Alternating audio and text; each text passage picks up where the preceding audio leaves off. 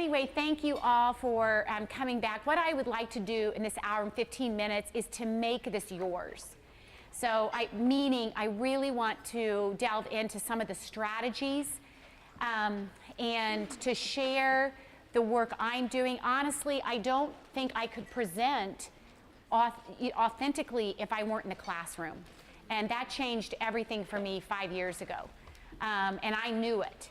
I knew I had been too far removed for too long. My background is in special ed. I taught children with emotional disabilities. And at that time, you know, I had children on the spectrum and significant learning disabilities. But what we know today, besides what I shared with you this morning, is that we are seeing these statistics in this ACE study that are just blowing my mind. And as I said earlier, this study was done 30 years ago, 1980 something, late 80s. So think of what we are seeing now. So what I want to share this morning, not only is this a discipline and a framework, please do not leave here thinking that if you're sharing this and you'll have the PowerPoint and everything, this is not something extra you're putting into schools. I'm so tired of extra. The teachers are exhausted from extra programs. You know, you get excited for something for 6 weeks and then it loses. This is really a way of sitting beside students in content and in relationship. Whether you're a social worker, a counselor. So how many of you are in the classroom teaching? I want to know who you are this morning. Raise your hand up if you're in the classroom. How many of you are administrators, social workers, counselors, nurses, mental health practitioners? Who did I leave out? School psychologists? Did I leave that? Okay. And then who else did I leave out? University faculty? Where's that? Where are you? Oh, thank you. I am an outreach coordinator, so I work with kids and families. Excellent. And try to make sure they have health care and their resources. Okay, yes. Department of Child Services. Department of Child Services, okay. So what I want you to do this morning is I want you to take these words and concepts and make them your own. You know, how can you enrich your practice, your connections? How can you, I'll say educators, but I mean, I'm talking about everybody this morning, so I don't want to offend anyone. So I, again, would love to create in this hour and 15 minutes something that specifically is for you. And as I said, going back to the classroom has changed everything for me. I am exhausted. Teaching pre-service teachers is nothing compared to 6th and 7th graders. I honestly, I'm going to be really honest with you, on Tuesday and Thursday mornings when I'm at 38th Street in Meridian getting ready to head south on Meridian, I have to take a deep breath. There are mornings I just don't want to go. But, I had a honeymoon period of 90 seconds. That was about it. And so this is where the rubber meets the road for me. This is why I can share with you. So as we look at applied educational neuroscience, I want to share, just review a couple of things, but then I'm going to put this, I want you to speak up because a question that you have is going to be somebody else's. So, and I will go through the slides more intentionally and in more detail, but I also want you to ask questions and tell me what you would like more of in this hour and 15 minutes. So, in the crux of this, here is what I'm sharing with you this morning. 2/3 of addicts and alcoholics in our country have gone through adversity. Anxiety is our new learning disability, and you all know this. Hopefully, I know you all know this, so maybe I'm just affirming your practice and what you know with some research. We know that brain development, the greatest time, is from those second and third trimester through that second year. And here's something I want to share with you today, and I'm going to be delving into this in our Brain and Adversity class. Dr. Rachel Yehuda is studying generational adversity, trauma. And what she is sharing with us is that trauma now can be traced back 3 generations. It's carried through the precursor egg cell of the mom and the sperm of the father. So you could have this, family that's raising children, and there hasn't been any visceral or extrinsic adversity, but all of a sudden a child or an adolescent turns a certain age and they're in chronic stress. And so what we know is that it is very generational. It's carried through our blood chemistry, and it changes our neuroanatomy. And one of the things that I was thinking about, why is it so hard for us on New Year's when we make those resolutions to change up bad, or not bad habits, but just old habits? Why is that so hard? And I see it now so clearly. Because I see that the brain has literally wired to a certain experience, a behavior, a thought, a feeling, and when you keep replaying it and you keep feeling it and you keep living it, it becomes this hardwired circuit that has myelination on the axons. And when you start a new behavior, what happens is it starts to feel unsafe and unfamiliar, and you start to feel weird, and you give up before you've given it a chance. We all do that. We literally give up and we think this feels awful. The brain doesn't like this. And that's the same thing we are talking about with our students. Literally, my 6th and 7th graders, and I didn't even mention my 2nd graders this year, because I was in 2 classrooms. The 2nd graders know what their amygdala is. They know, they say, Dr. Lori, I'm downshifting, or I'm upshifting. They know what their prefrontal cortex is, they know what neuroplasticity is, and they know their hippocampus. Those 4 terms are what our children and adolescents need to know. They don't need to know anything else at this point except for their triggers, because we all have triggers. Let's talk about your brain state. I mentioned in the keynote that when you're in your amygdala, when you're in your fight, flight, freeze, and a student is in their fight, flight, freeze, nothing good is going to happen. Actually, power struggles ensue and conflicts escalate, and negative emotions are elevated. So when you are battling, think about this. Dr. Nick Long has identified several middle-class values that trigger us. I'm going to make you laugh right now. How many of you, be honest, because I have several of these, how many of you get triggered when people are running late? Being on time is important to you. So if that is a trigger for you, you get really triggered when kids come late to something, when they walk in late. So it's very important to be aware of our brain state. How many of you get triggered when things are messy? You like neatness, you like organization. Yeah. And you get also, so here's another, how many of us get triggered when we perceive something as laziness? And there's a term called survivor's pride. And what that means is, you think to yourself, I went through some hard times. I got through it. This kid can get through this. I've been there. I've walked that walk. But really what we know is that, and you know this too, that even though we look similar, our brains function like our thumbprints, very individually. So those middle class triggers are really, really important to identify with you. Some of us get triggered if we see a shirt that looks too low or shorts that are too short. We see too much skin. And Dr. Nick Long calls that sexual repressed triggers. So thinking about your brain state today is so important. When I taught the class at Butler last week, we paid attention every day to our brain state. And it's critical that you take care of you, because you are being called to do so many things. We all are being called right now. We have a caseload that's unmanageable. We have it just goes, oh, you know what you have. So this morning, we know that negative behavior arises from a stress response. And we know that all behavior is communication.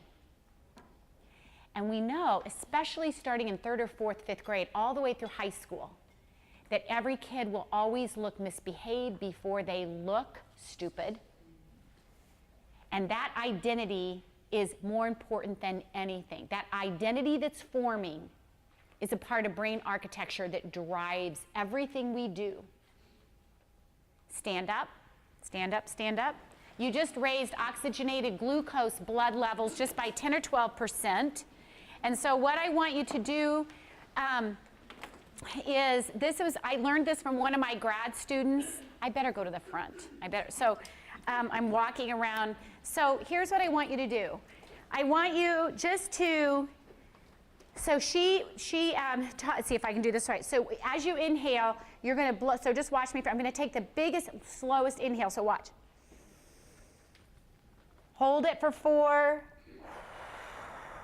And just move up and down. So do that 3 times. The biggest, deepest breath. So like inhale, hold, exhale. 2 more. Inhale, exhale. Inhale, exhale. Now what I want you to do is I want you to stand on your right foot and just lift your left foot just a little bit off the ground, just so it's not touching, so you're balancing on your right foot. Once you have that balance, cross your arms, find a place to look,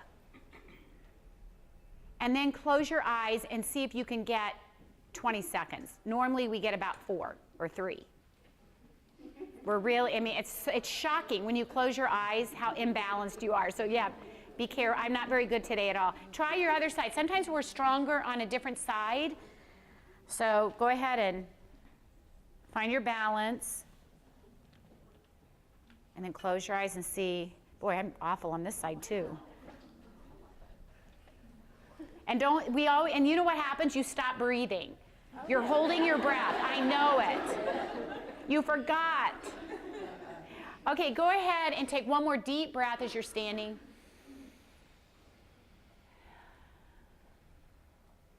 Take the stretch you need.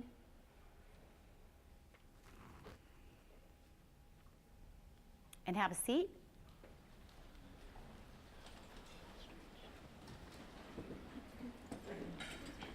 What do I do with my clicker? Thank you.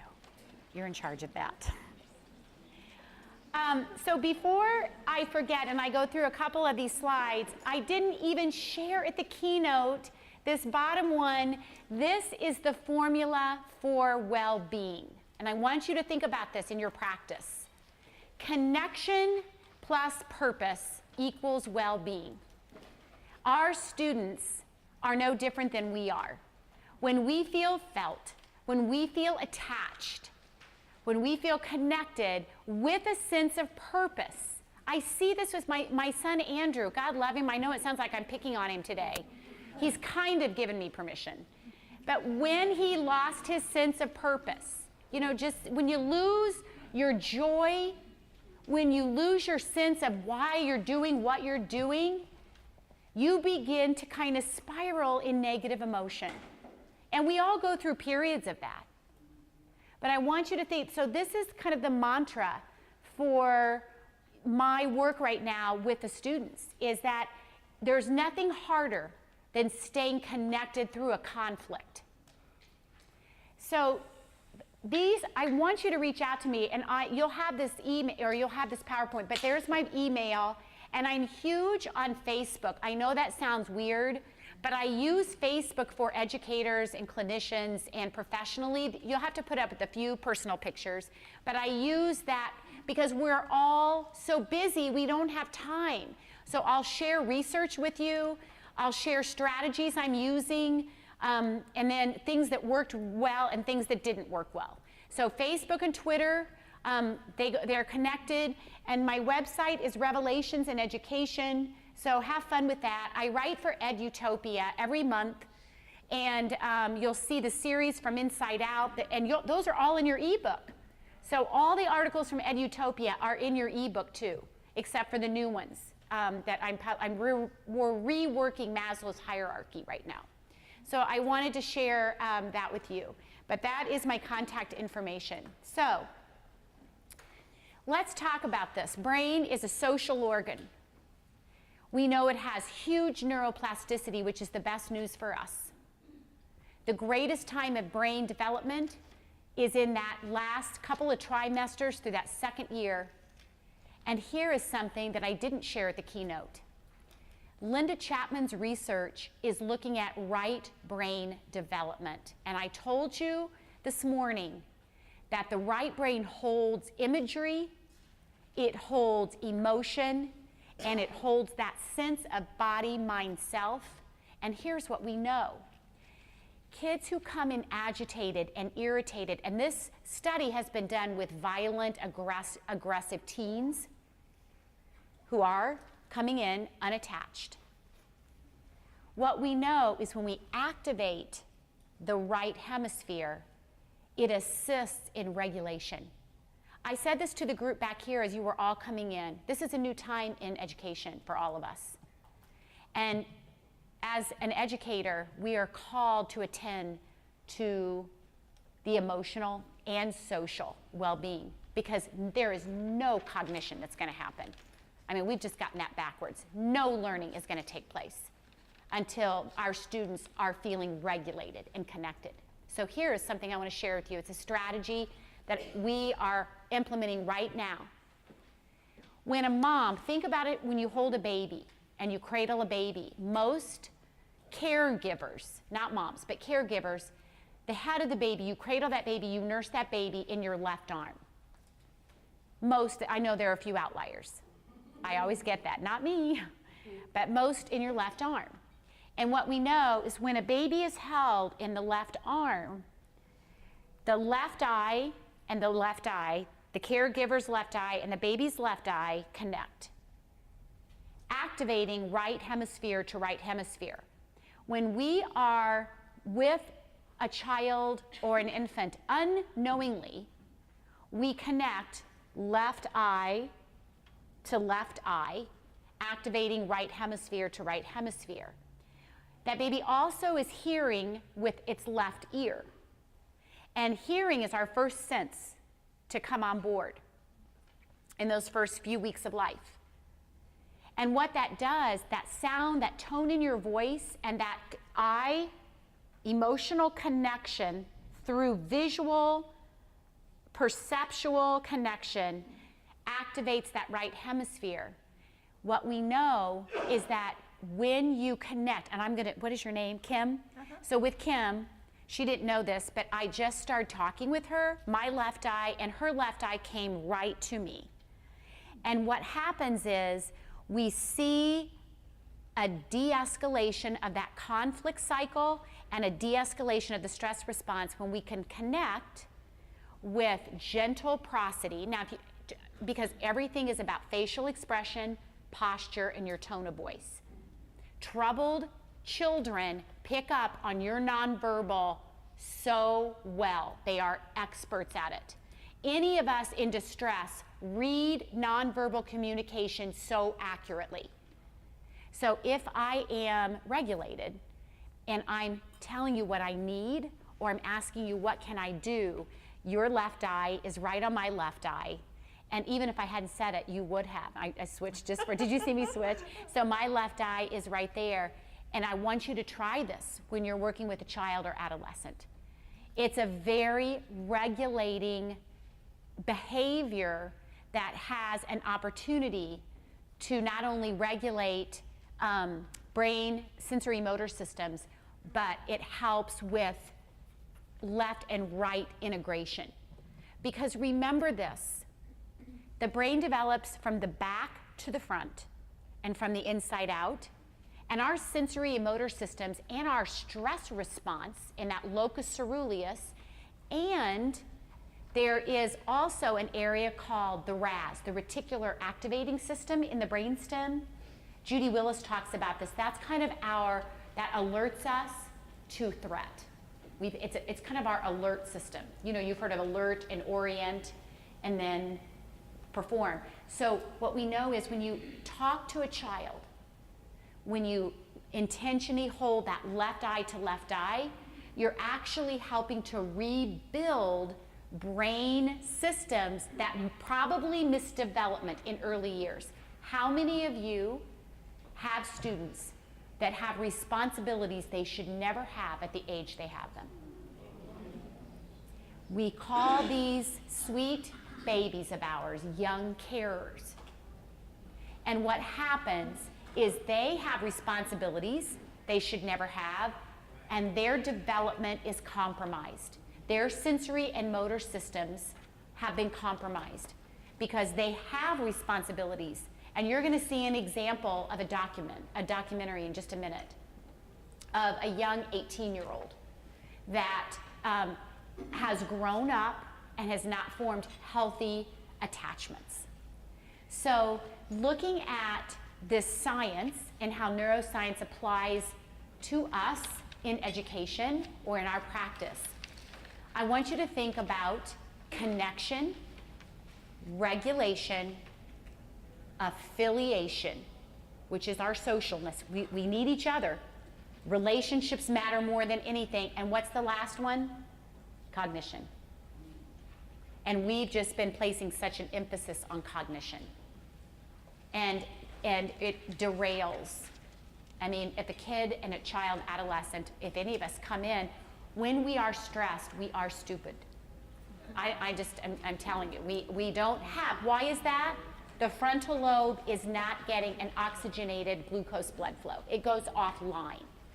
When the amygdala is firing, when you are in your fight, flight, freeze, that frontal lobe literally shuts down and goes offline. Yes? Could you say that stair-step I would love to, yes.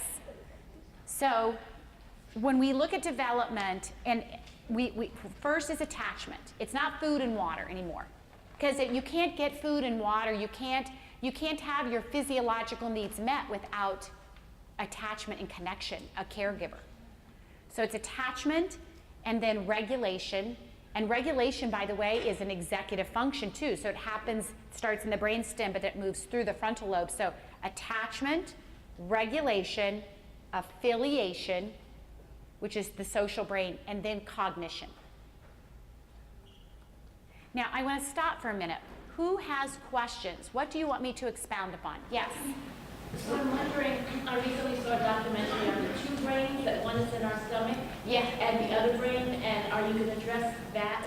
Well, I would not, so you're exactly right. And we know that serotonin is actually produced in the gut in much greater doses than in the brain. Serotonin is associated with mood and appetite, and it's also associated with affiliation and a need for status, which is new to me. That's new research for me. It came from a text called The Happy Brain. I can't think of the author, the text. But back to your question.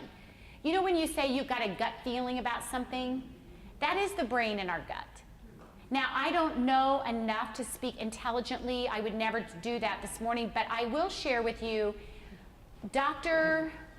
he talks about the vagus nerve connecting the gut and the heart and the brain, and it's Dr. Porges. Do you know who I'm speaking of, Porge? Okay, it'll come to me.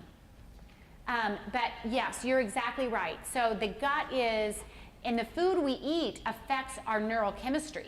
People don't realize how, the food we eat it literally is feeding our brain toxins or nutrition. Any other questions or comments? Yes? I don't work in this field, but I find it very interesting. So are some of your techniques or education, can you do that with adults as well? Absolutely. And so, okay, that's what I wanted to know, because very good tools.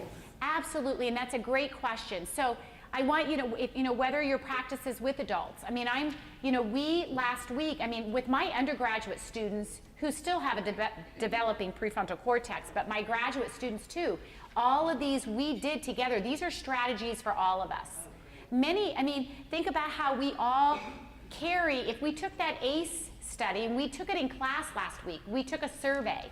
One of my colleagues from Indiana University actually took this course last week, and she developed a survey, and we all took that ACE study, and then it was anonymous, and then she put the scores up on the board, and out of 29 students, me being the 30th person in there, 34% of us had 3 or more ACEs.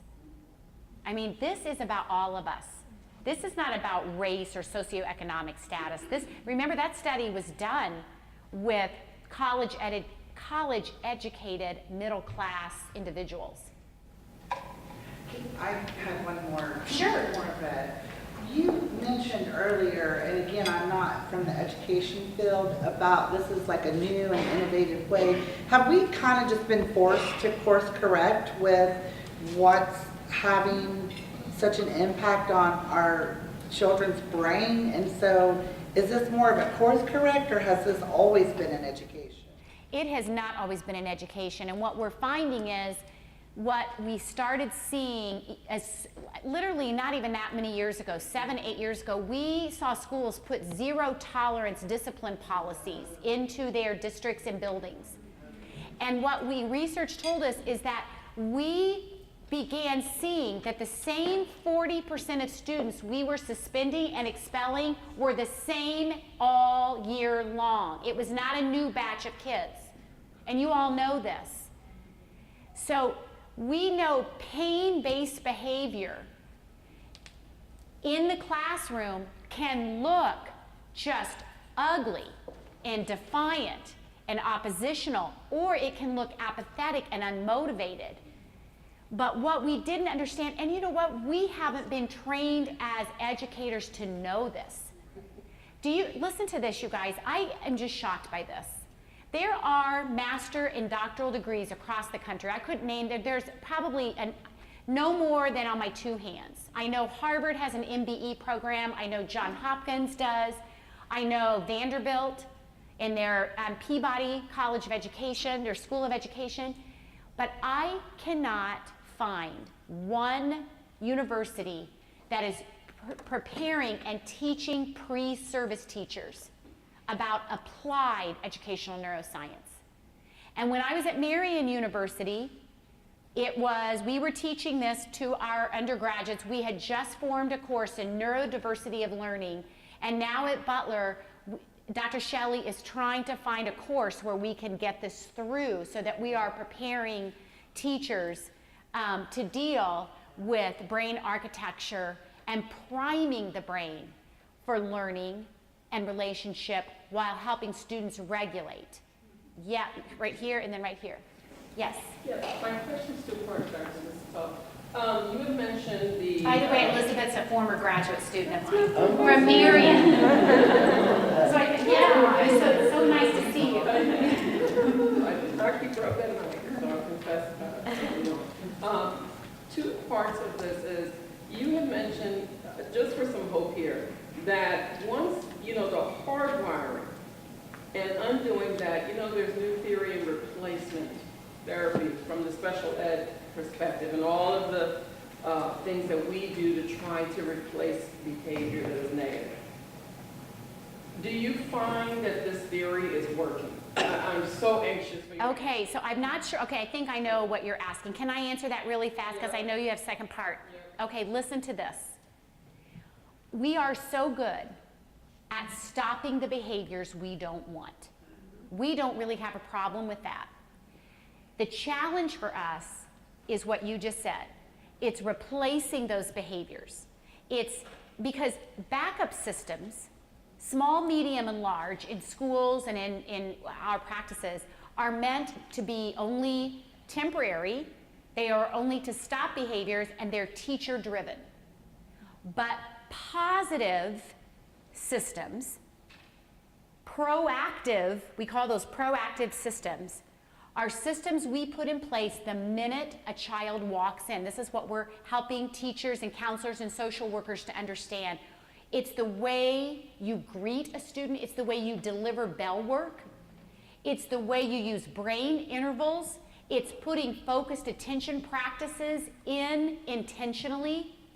It's helping students to understand and to talk about their neuroanatomy and giving them power and choice through dual brain sheets, through staying connected through conflict. So I'm so sorry, but does that help? That's part one. Yeah, part two is Dr. Marriott's work on the reading brain, that we dive into a lot about her theories on that. With reprogramming, is it really an educator's place? To do what To specifically? do the reprogramming in the child by doing the PDI as you're mentioning, in those routines that we set in the classroom. Are we really doing damage, or are we really healing, bringing healing to that child or the Okay. students? Or is it just not going to work at all to reprogram? So I love your question, Elizabeth. Thank you. I don't want to think of the word reprogram. Here's what we know. The research tells us a child spends 1,000 hours each year in the classroom. So by the time they graduate, they have between 18 and 20,000 hours. Share this with your buildings, share this with your staff. We have a fertile ground to make change. I love the term repair, and I love the term, listen to this. I want to make sure I get this right. We're not looking in special ed at disabilities. We are looking at a brain that is not disabled, but a brain that has rewired based on experience. So it is a brain that has reshaped and formed either in the limbic system, where there is heightened, distorted emotion, or in that frontal lobe. So I want you to think about, that's why I love to talk about the neurodiversity of behavior and learning. So as an educator, I'm honored. I can't tell you how excited, I have goosebumps on my elbows telling you this, that I get to spend that type of time with students, and not to reprogram their behavior, but to help them to understand that they have choice, and that they have an opportunity to literally create new ways of being, new ways of learning, new ways of how, and it's a process. Can I tell you all the farting and burping sounds we hear in the classroom when we start doing focused attention practices? I mean, it's so uncomfortable for most of us to be quiet. And for children, it's just, it's just so unfamiliar. So we use music, that's why we use pop rocks, that's why we use alto, we do it very gradually. One of the things, okay, so I was so nervous about sharing about these tennis shoes that I forgot to tell the group, because I love this analogy. But instead of reprogramming, Elizabeth, and putting a new shoe on a child, what we need to do, and these are the strategies I'm talking about, we need to give them a shoe that's unlaced and the tongue is sticking out. We don't lace it up at first. We just let them try it on. And you know what? They just walk across the living room. Do you see the analogy? You don't walk a mile in that shoe. You don't walk a mile in this new shoe because you're not used to it, and it will fail. Does that make sense? Because we become so hardwired to this. This is so familiar to us. It feels so good to us, even though we have to watch where we walk, we have to watch who's looking at us, and we've changed, our whole body, mind is changed because of how we perceive the world and one another and ourselves, that when you give a child a new opportunity, you can't just give it all to them. You just got to do it in little teeny steps. Does that make, and that was funny, steps. Reagan heard me say that last night. So I said, Reagan, we were out on the porch. I said, so what we do is we unlace it, we put the tongue out, and maybe we bend it. You know, when I get new shoes, I do this just so they're more comfortable. So maybe I bend it and I say, just put this on for 60 seconds and just walk 3 steps and then take it off. And then we'll try it again later. But that's what we're called to do as educators. You had a question, someone had a question back. Yes? Is that all true for mental illness in students as well, or is this something completely different, or is it part of the talk? So when we talk about mental illness, I mean, I don't want to generalize and say, okay, because mental illness can be significant anxiety, significant social anxiety. So specific, like, can you tell, when you're thinking in your mind, what is mental illness? Well, I'm just thinking of a student I have who truly is mentally ill and has been treated as such, but he has bonded with me, and because I use some of these techniques. Yeah. So am I effectively helping him? Absolutely. Because mental illness, mental and emotional illness, and then I'll come to you, is a reordering of brain architecture. That's all it is. When we think of mental illness, it's not something out here. It's literally circuits, neurons in the brain that have wired in that limbic area. Or maybe the parts of the brain that we need. Because remember, systems in the brain is not effective unless it's wiring together. It's the parts that wire. The frontal lobe to the temporal lobe, to the visual lobe, to the parietal lobe. You know, that is, all systems need to be integrated. Yes? So I come from the third poorest city in the country, Buffalo, New York. Yes. And one of the things that we do through the Youth Risk Behavior Survey is we collect trauma from high school kids, grades 9 through 12. We added the ACEs to the YRBS. So we don't collect it per person, per se, and give back information per student, but we get building data for not only YRBS risk behaviors, but for the ACE trauma. Then we took that data, because the woman up front says doesn't make a difference. We took that data and looked at the state math and ELA scores for that building, and we showed the correlation of what trauma is actually doing in affecting education success. And so I work a lot with the whole child model, and that's one piece of it, but you brought something up that has to do with staff wellness. Nobody really wants to fund that stuff, but when teachers have had traumas that go unresolved, or administrators, whomever, and they see that in a kid, they get re-traumatized. So we brought that in through our wellness teams, the introduction of it, and not only does it affect that, I have a PhD in public health, and no one ever trained us on any of this stuff. It affects people that try to quit smoking and keep quitting and trying and weight loss and many other health risk behaviors. So is it worth it in those 18,000 to 20,000 hours before they graduate? Absolutely, because basically it could mean the difference between life and death. Thank you so much. Thank you. And that's, yeah.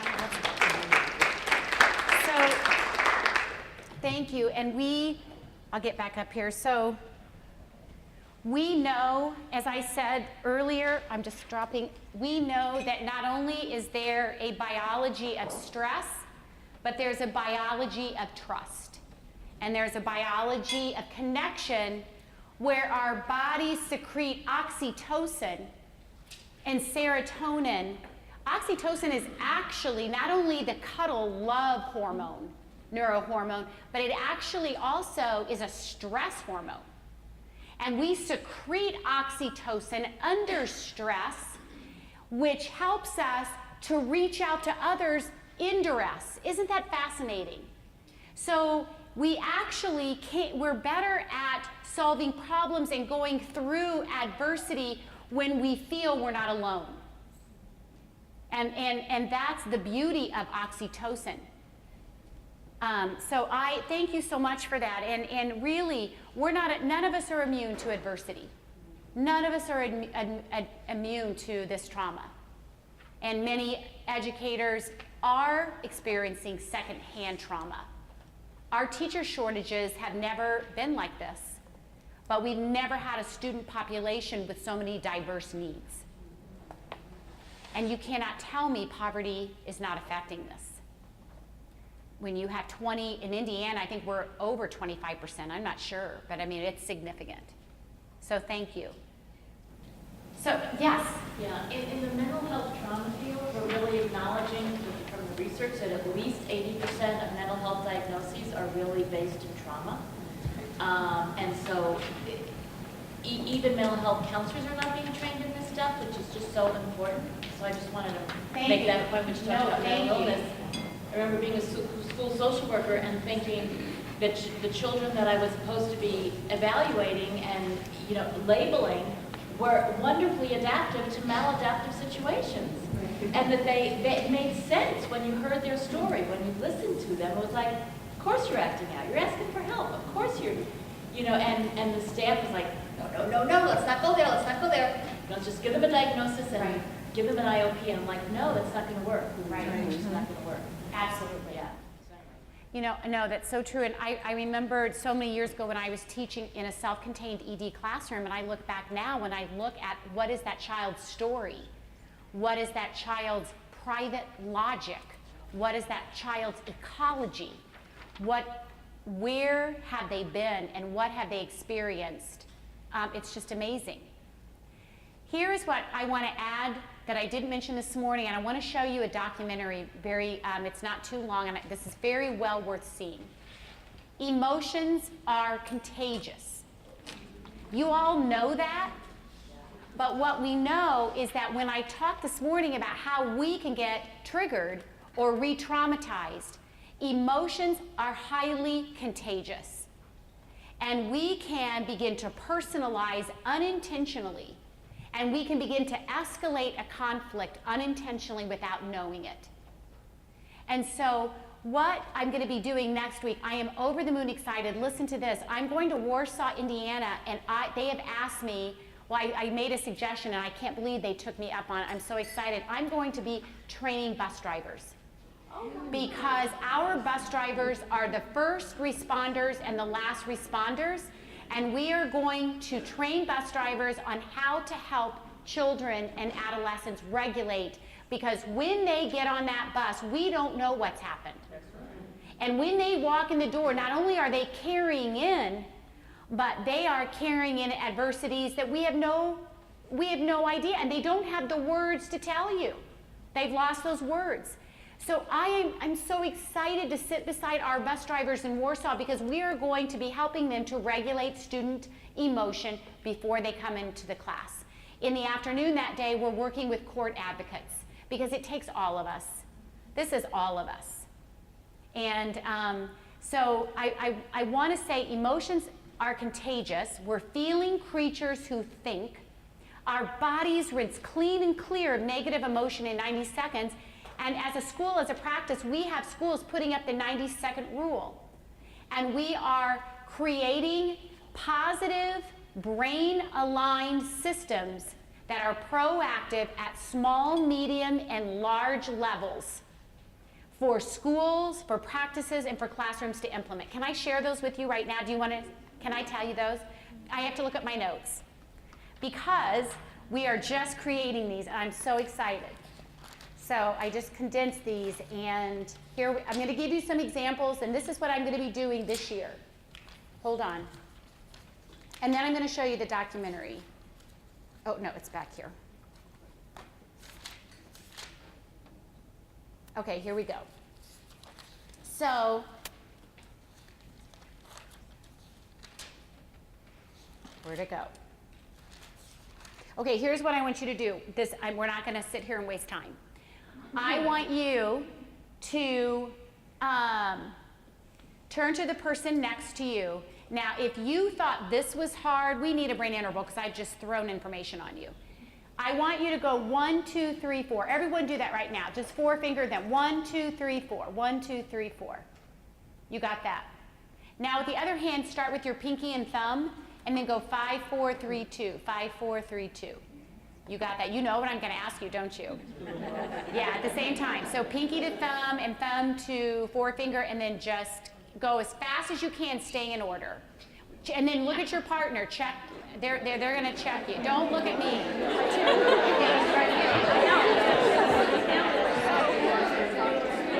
That's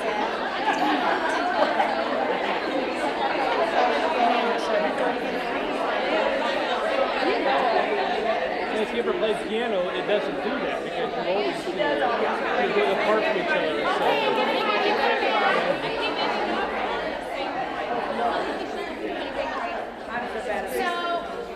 So, Mary Beth told me I only have 20 minutes.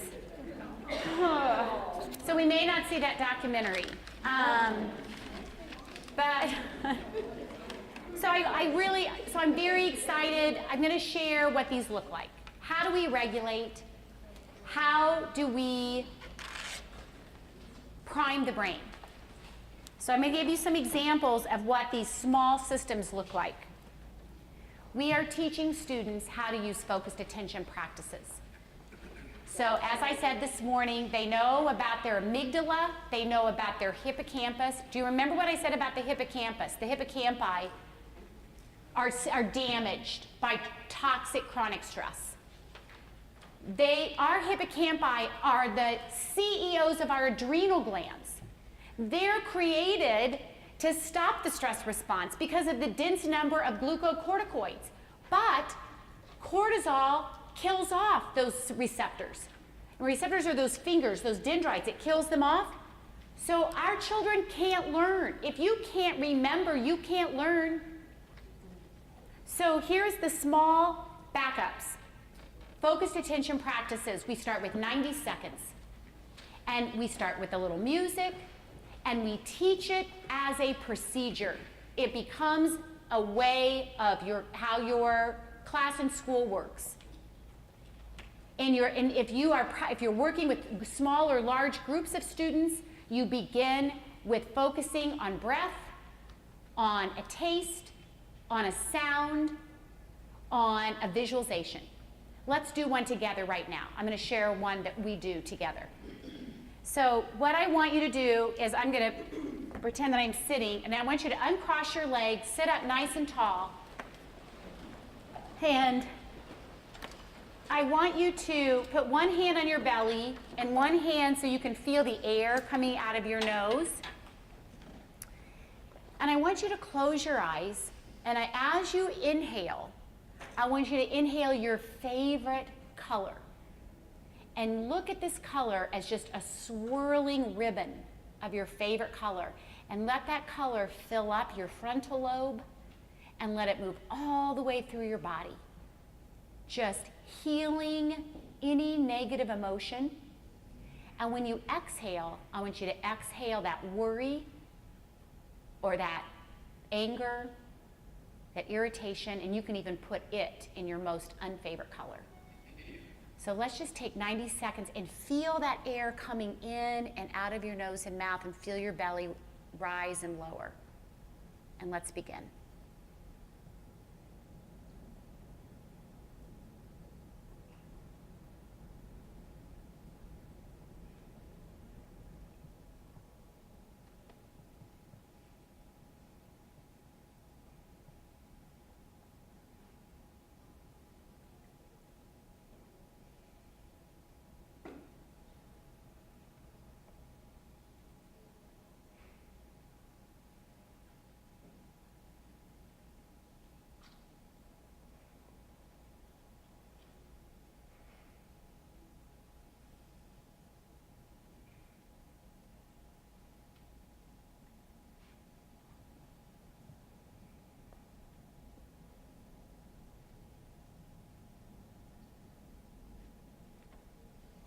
And 5 more deep breaths.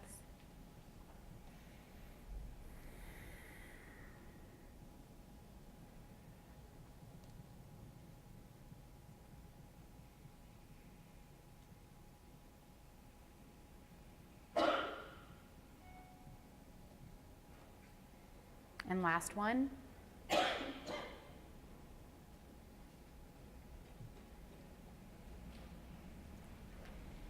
We have the little ones. Start it for maybe 90 seconds is too long for most little ones and for older ones. So start with 30 seconds or time. See if you can start with 10. And we have them inhale and trace their hands. So inhale, exhale, inhale, exhale. We do the domino effect. The domino effect uses movement and breath, and the kids all ages love this. So I'm not gonna we're running short of time, so I start wiggling my toes. We did this in my grad class last week, and we had so much fun. So you wiggle your toes, you have to keep breathing, then wiggle your, do it right now with me. Then wiggle your ankles that keep your toes going. Then wiggle your legs and your toes and your ankles. Nothing else, keep going. We're building, this is a domino.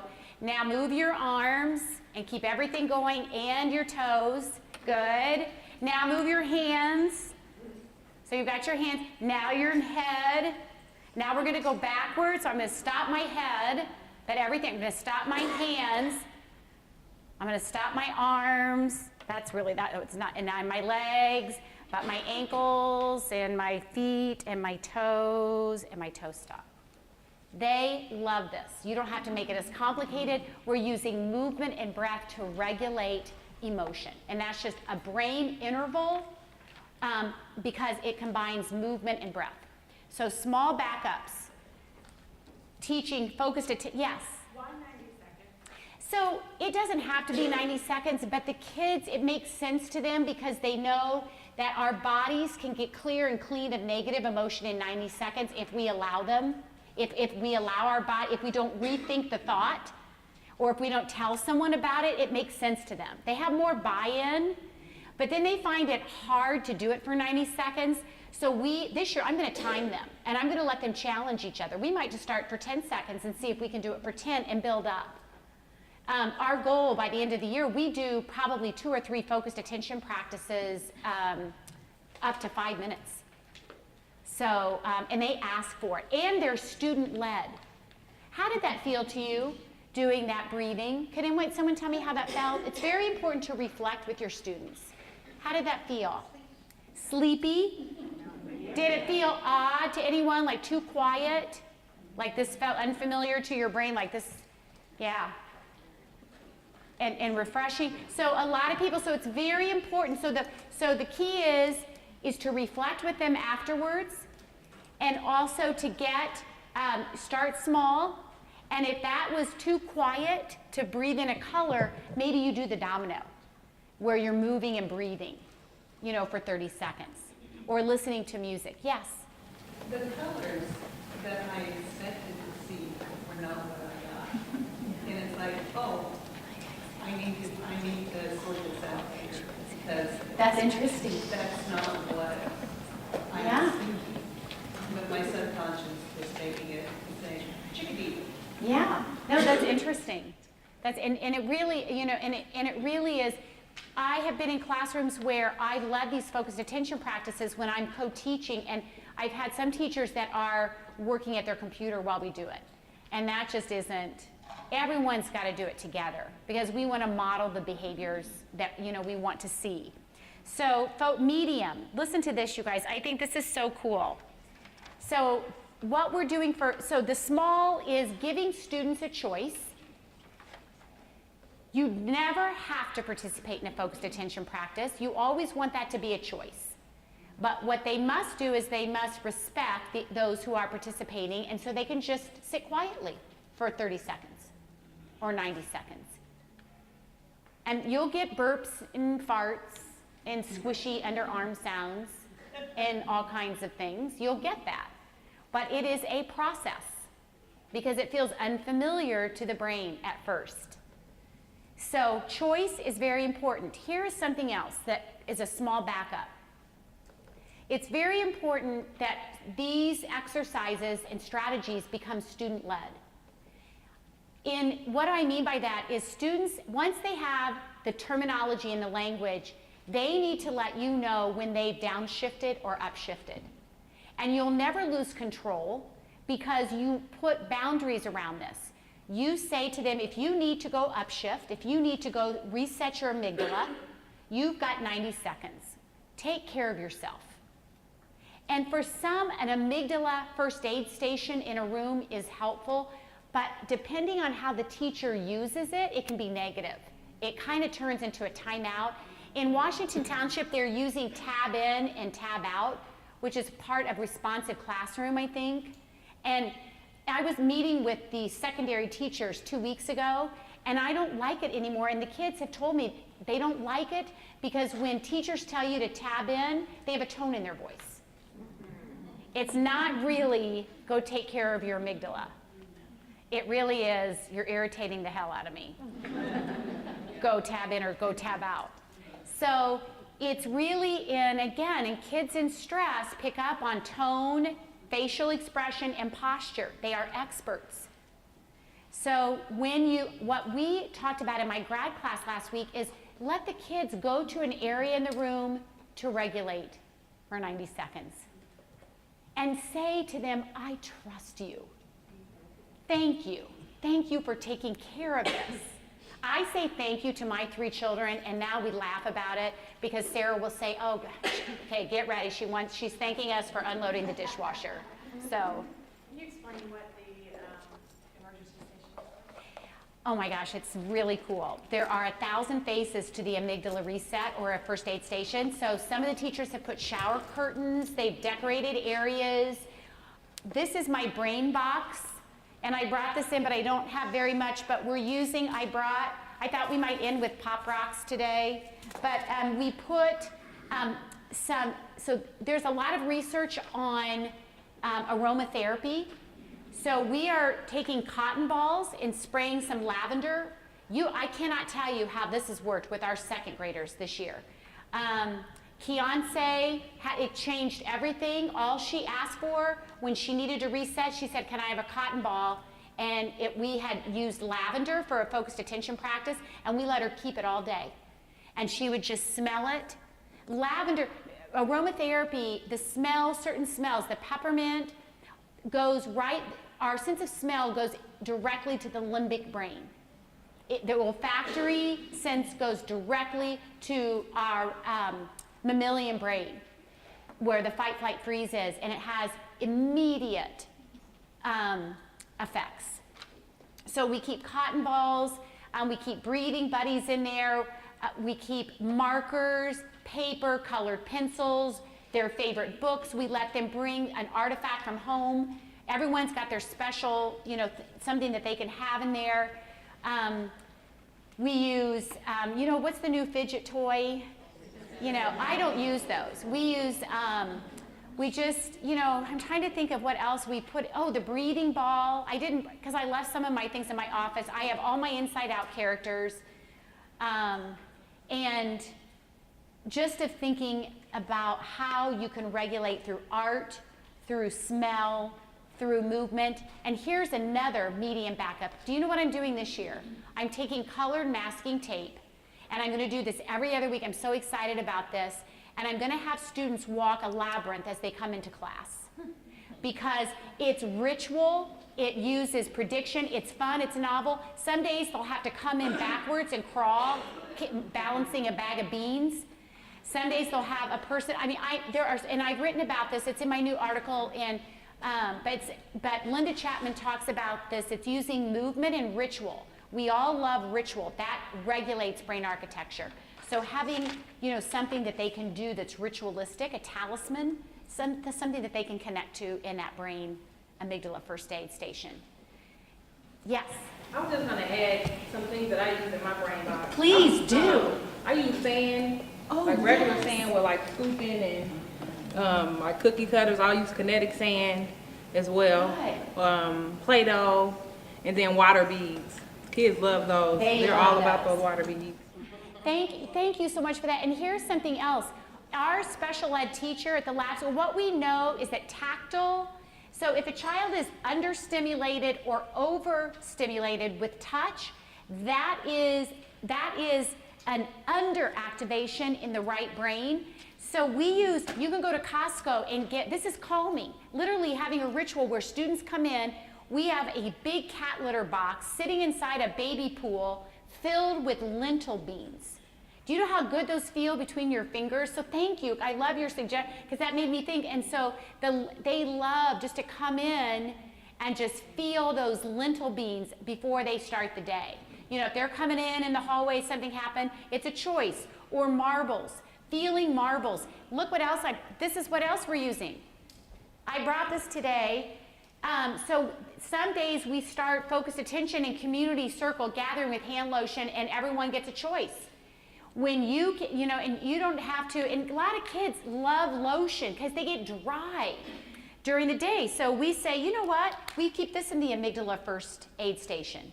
And the kids learn, and so right now what I want you is just rub your hands, just feel. I want you just to breathe deeply and feel the bones in your hand, feel your fingertips, kind of close your eyes and just feel, and it's really nice with hand lotion. But this is regulating. you know, this feels really, really good. So those are small backups that we're using. Now, I'm going to share this with you. How much time do I have? 5 minutes. Okay. Okay, so here I'm going to go through the medium. A neuroscience classroom fair. There's nothing more fun. You can work on this all year. We did this. I have pictures on Facebook. Have kids work on the amygdala. We had kids that did ADD. We had students that did hippocampus function, neuroplasticity, and then we had the whole school and different teachers' classrooms visit, because when you teach what you need to learn, we're empowering them with purpose and connection and leadership. So that was huge. We also had students that came in triggered every morning. They were so nasty and negative outwardly that we just said, you know what? Nothing raises you to that frontal lobe faster than serving another. So we created roles and responsibilities where they went to another classroom to help another teacher or to work with other students. And a couple of the boys that love basketball, they got to pick up a 3rd grader on their way to the gym and shoot baskets with that 3rd grader for 10 minutes. And they got to teach them about breathing, and we let the students go into the younger classrooms and teach focused attention practices. That's a medium proactive. We designed a newsletter and a class website. We created new roles in the classroom: the kindness keeper, the storyteller, the researcher, not your typical line leader, pass the paper. I mean, we are empowering these kids with leadership roles so that they can serve others and they can feel their sense of power. The helping hand was another one. I talked about art therapy and bell work. Large systems, all school convocations. We did all school convocations on educational neuroscience and the amygdala, because it's about everything. Your brain is about everything in school. I mean, there's nothing, it's about PBIS, it's about responsive classroom and developmental design, and so we did all school convocations, and then we started doing all school focused attention practices over the speaker in the morning and before the kids went home. So the students began to move into other classrooms to teach their parents. We did a party night with parents. And so I'm excited for this new research. I want you to think about how to stay connected to, if those of you who are having small or large groups, who can work with the teachers to help them understand that emotions are contagious. We all carry in. And really, all negative behavior is arising from a chronic or toxic stress response, and we are called to regulate and to prime that brain before anything else. So this is going to be yours. I'm going to make sure I'm going to email Norma when I get back to my office so you can have the whole PowerPoint. You've got the e-book of strategies, and I've got time for 2 more questions. Yes? I wanted to know, how does the cell phone affect? Okay, so that is a great, so our social media and use of that is not good for the brain, because our brain is not wired to multitask. And the research shares that kids are giving and receiving over 300 text messages a day. And so it's very distracting. But we also need to tap into our adolescents' world and their ecology. So I think you can use the phone, the iPhone, cell phone, in increments. I mean, you can say, okay, for this activity, pull out your phone and then put away, so I mean, we can set boundaries and limits, but overall, it's not, and can I share this? That made me think about this. I didn't even share this with you. The middle school years, we misunderstand. 4th, 5th, 6th, 7th, and 8th. Here is what, and especially 6th, 7th, and 8th. You heard me this morning, it's the 2nd greatest time of brain development. And what do we do in 4th and 5th grade? We tell our students, if you don't put your name on your paper, I'm going to give you an F. Because that's what they're going to do in middle school. I got to get you ready. I got to get you ready. And that's what they do in middle school. But what we know is our middle school students are about as vulnerable and fragile in their neuroanatomy as they were at 2.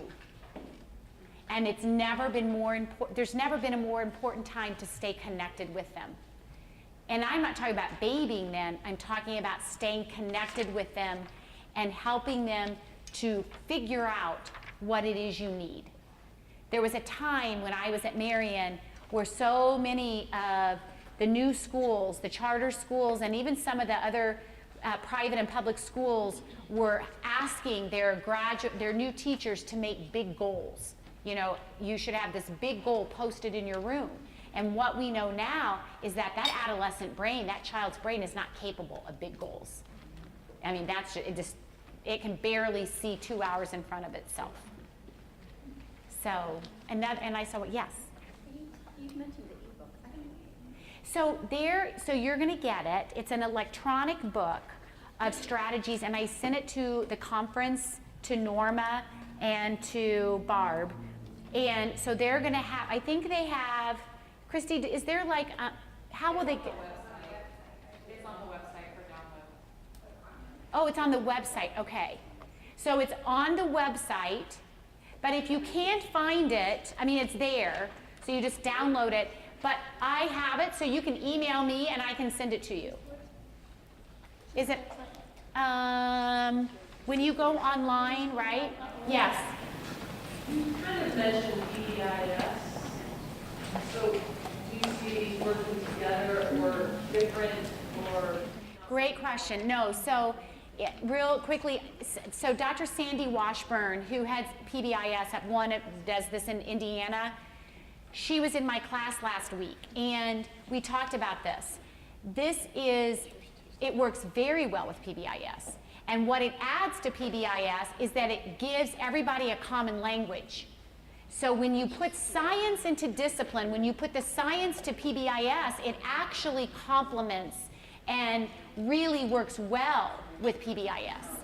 But what PBIS, I think, has been missing is that it's delivered differently, and it doesn't address teacher brain state and student brain state and emotional contagion and the amygdala and the frontal lobe and neuroplasticity. We all need to be saying the common, we need to when you turn science into a discipline, you empower students. And we feel empowered as teachers. So thank you for that question. Thank you. Oh.